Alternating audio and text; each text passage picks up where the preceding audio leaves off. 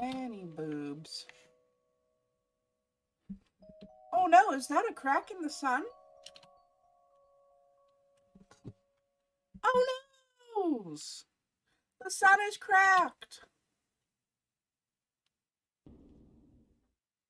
Oh, it's not just cracked, it's shattered.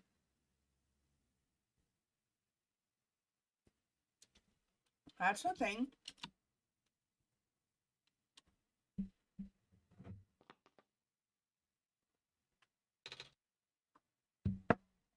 Hey, Mallow? I guess you saw my dream. Yeah, I did, little buddy. It was... Come on, let's go. Oh, poor little guy. A book on the ground. She believed deeply in the multiverse theory. Regarding alternate versions, she likened the probability to the rolling of dice. Recently, I found that theory easier and easier to believe, but I could not describe it very well back then. Nevertheless, I still wrote it to the best of my abilities. After all, it felt only right to honor her this way. Which one did you encounter? There are 6. I don't remember which one I encountered this time. I'm pretty sure it was 6 last time. I wonder which one she is this playthrough. I apparently also did something with my middle finger, and no, I wasn't flipping anyone off really hard. When I was in middle school, when I was going to a Catholic school for a little while, and I slammed my middle finger in the car door. Actually, like, almost broke it. Like, they think it was probably dislocated and popped back on its own on the way to the hospital. It was pretty messed up. And I had one of those metal cages that they tape to your finger on it for a while. And oh my gosh. Kids are brutal, but Catholic kids especially so, because these little bastards were constantly screaming at the teachers, "Mallow's flipping me off!" Trust me, you little bastard. If I was gonna flip you off, you'd fucking know about it. Of course, at that age, I was a little bit more feral than I am now, and I probably would have just stopped and hit one of those kids if I had wanted to flip them off. I was a bit of a violent child. Not so much anymore as an adult. Don't be like Child Mallow. Child Mallow was an asshole.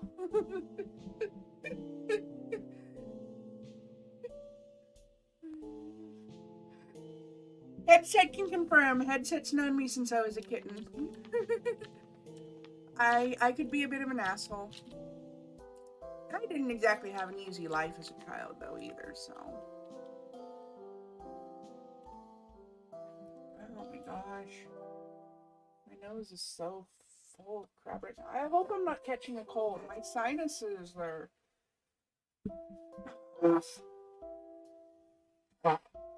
pardon me. My sinuses are fucked this morning. A book is poking out from the shelf.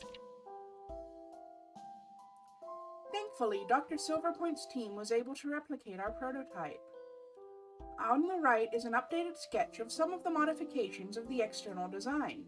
More importantly, we used a radically different architecture for the microprocessor due to limited resources this time, but it should still be capable of delivering the late prophet's message. The team suggested that taming was a lost cause. I think this book is actually about clovers. Although its pigmentation is primarily black, the leaves display incredible iridescence when exposed to sunlight. These curious plants are most resilient and can even thrive in the metallic sand and harsh climate of the barrens. In the glen, it can also grow directly on top of the moss layer without competing with the moss for resources. Radiocarbon dating of fossils suggests that these plants may be the first life forms to colonize our world. A book is poking out from the shelf. This looks like a sketchbook of some sort.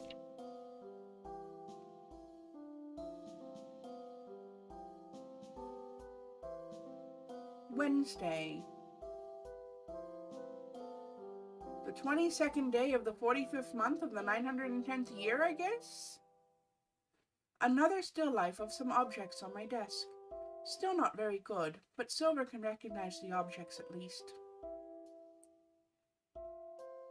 Thursday, the 23rd day of the 45th month of the 910th year. Various sketches, practice.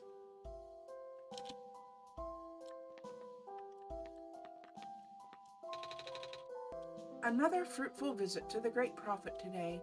She seemed in high spirits. She told me that she saw another glimpse of the Messiah's arrival, more vivid than ever before. The Messiah will wake up in a dark house. She said that the vision included lights from a window and the sound of footsteps on wood floor. Regrettably, she is unsure of the house's location. Rachis was also present at the meeting. I ended up visiting his house later, and we swapped notes. He's been very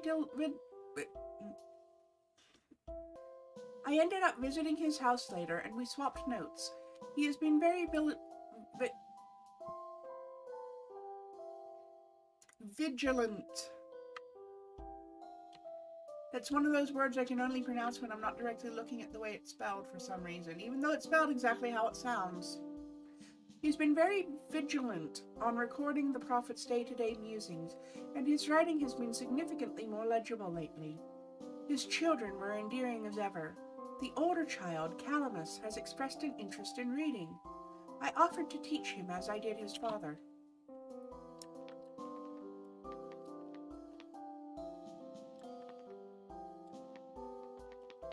Okay, what do you actually have? She's 6 on her face now.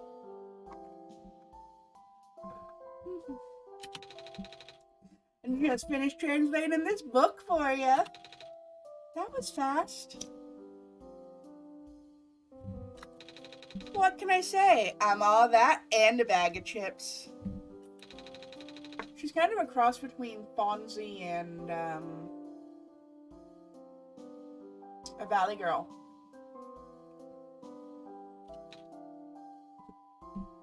Oh, here, check it out. Is she holding a blunt? Greetings, Mallow. If you can finally read this, that means you are near the tower. The tower is the domain of an elusive entity. I like elusive entities. This being is connected to the world. For now, you can think of it as a spirit of the world. Woo, spirits! It has no physical form, but it can communicate through computers and other machinery. You know who I'm talking about, of course. When you first arrived here with our savior, it no doubt contacted you straight away.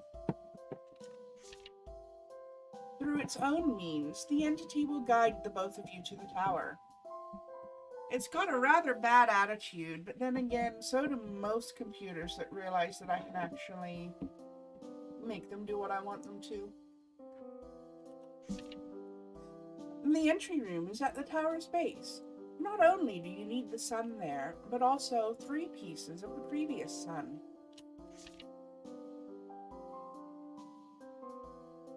The savior will not be able to do anything there. You, on the other hand, Mallow, look at the pattern on the floor. Do as it says. The window will be gone, so you need to bring it back. Excuse me. That's all. We juiced it. Juiced what? I'm just saying, that's the end of the book. Rest of the pages are torn out. What happened here? Nope. Bummer. I was hoping to figure out what he meant by saying window here. I guess we'll leave that up to Mallow, huh? Right. By the way, what does it mean, 3 pieces of the previous sun? I only have this sun. Oh, that's just stuff with yellow phosphor in them. Kind of stuff that glows forever, dude. Oh. That was the translated journal.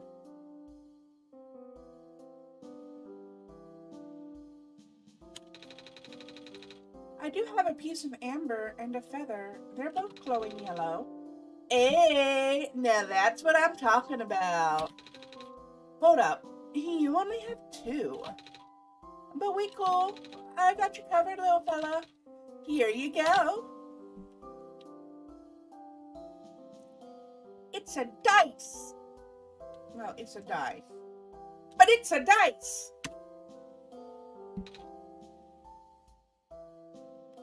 Oh, it looks like you. The freshest face you've ever seen, eh? And it's all yours. Thank you. You're totally welcome. Oh, well, I guess we'll be on our way then. Peace out, little fella. You'll do this good. I know it.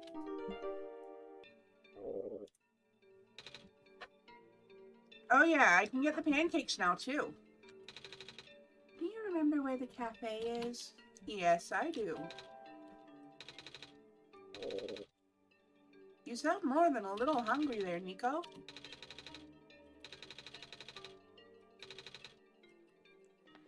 We'll go get you some pancakes. I had an interesting dream last night. And I actually had to stop and try to remember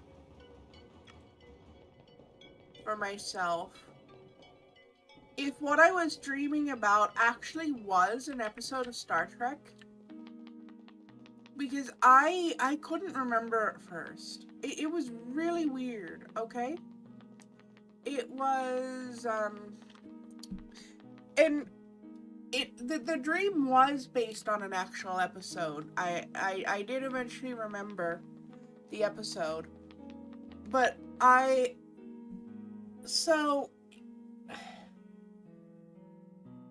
was literally dreaming about a memory from my childhood. Where I was watching Star Trek with my parents. It was Star Trek The Next Generation.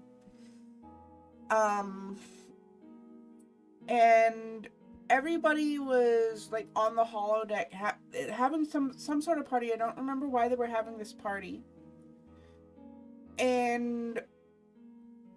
But the holodeck program they were running, they were like on a pirate ship or something, having like this party for one of the crew members. And somebody got knocked over into the water. And everybody was laughing. And Data asks this one woman, I cannot remember which character Data was talking to. I remember it was a character that I didn't like, but I don't remember which one it was.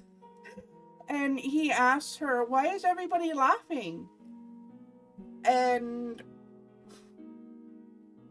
the woman responded, oh, because it's funny. But why is it funny? He could have gotten hurt. But he didn't get hurt, so it's funny. So Data said, okay, it's funny. And then pushes her overboard. And I remember Papa Cat just kind of looking at me and Mama Cat and going, well, she did tell him it was funny.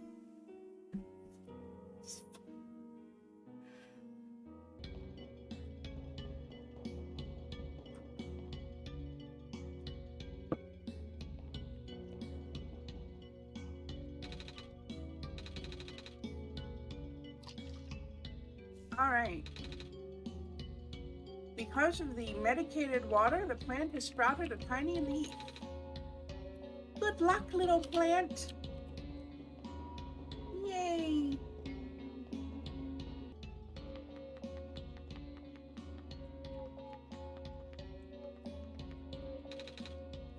Oh, hey, you're back. Did you manage to fix the elevator? Mm-hmm. Mallow and I went to the circus already. And... well, I remembered there being a cafe here. Do you have pancakes? We sure do. Wait, I don't have any money. Can I help you wash the dishes or something? Oh, no, it's on the house. The least I can do for the savior, right? Here, why don't you take a seat? I'll go fry some up for you. Pancakes! Oh, he's so cute!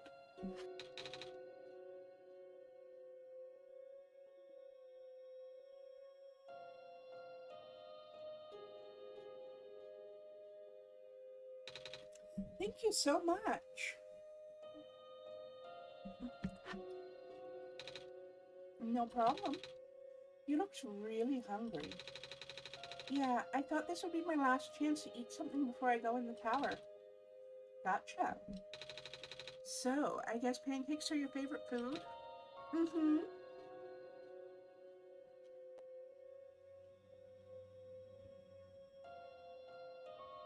What do you mean DC faces crash? Oh, heck you. One moment.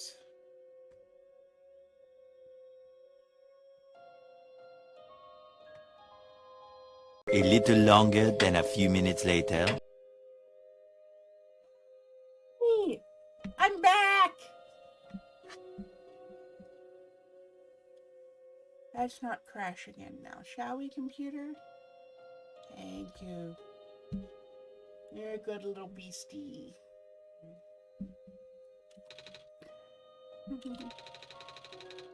My favorite food in the world are the special pancakes my mama makes. She likes to make hazelnuts and grind them up into the batter. Oh wow, that sounds amazing. They taste amazing. She always made them when I was feeling sad. Or lonely. Or... Mama, I really miss her. I just have a bad feeling all of a sudden. Am I even here to save the world? People have been saying how the sun won't fix anything. I don't even know why I'm here. I just want to see my mama again. Oh, there. It's gonna be okay. I'm sure you'll be able to save the world. You're a tough kid. You managed to get this far already, right? Yeah, but... and you'll be able to go home afterwards, right? Right. Oh, my heart.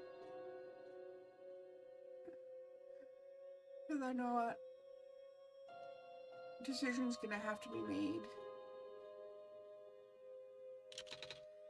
It's okay. I'll be fine. Oh, Nico.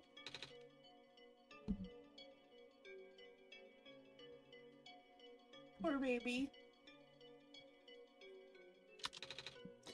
Thanks for coming by. Thanks for listening. And for the pancakes. No problem. Good luck. Achievement unlocked, pancakes. Yay! I got an achievement!